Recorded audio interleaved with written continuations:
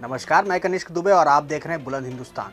केंद्रीय वित्त मंत्री निर्मला सीतारमण ने सोमवार को देश का बजट पेश किया, जिस पर छत्तीसगढ़ के कृषि मंत्री रविंद्र चौबे का कहना है कि इस बार का बजट जनता की उम्मीदों पर खरा नहीं उतर पाया है। साथ ही साथ आंकड़ों के मायाजाल में फंसाकर इस बजट ने देश की जनता को भ्रमित किया है, जो काफी निराशाजनक है।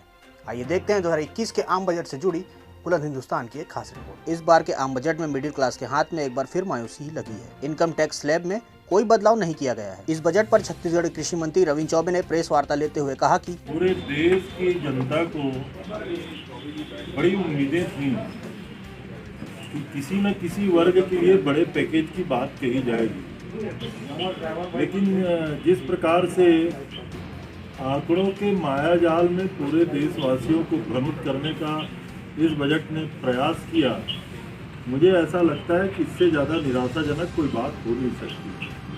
हम उम्मीद कर रहे थे कि 20 लाख करोड़ के पैकेज का इम्प्लीमेंटेशन और एग्जीक्यूशन के बारे में भी बजट में कोई बात कही जाएगी, लेकिन पूरा बजट इसके लिए मौन है। कृषि मंत्री रविंद्र चौबे ने पत्रकार वार्ता में यह भी कहा कि एग्रीकल्चर सेक्टर को इस बजट से सर्वाधिक उम्मीदें थी, पर किसानों को जो आर्थिक सपोर्ट मिलना चाहिए था उस पर सरकार मौन है।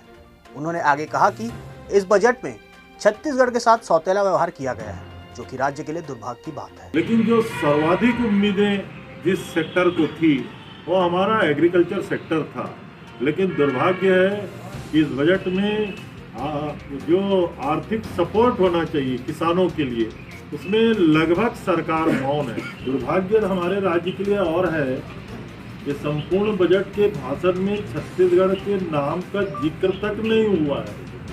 जो इलेक्शन स्टेट थे, जैसे असम है, बंगाल है, उन स्टेट के लिए कई सेक्टरों में अतिरिक्त राशि दी गई है, लेकिन छत्तीसगढ़ के लिए कोई राशि नहीं दी गई है। इसके अलावा सरकार ने कई चीजों पर कस्टम ड्यूटी को लेकर भी अहम फैसला लिया है। मोबाइल उपकरणों की कस्टम ड्यूटी 2.5% बढ़ाई गई है।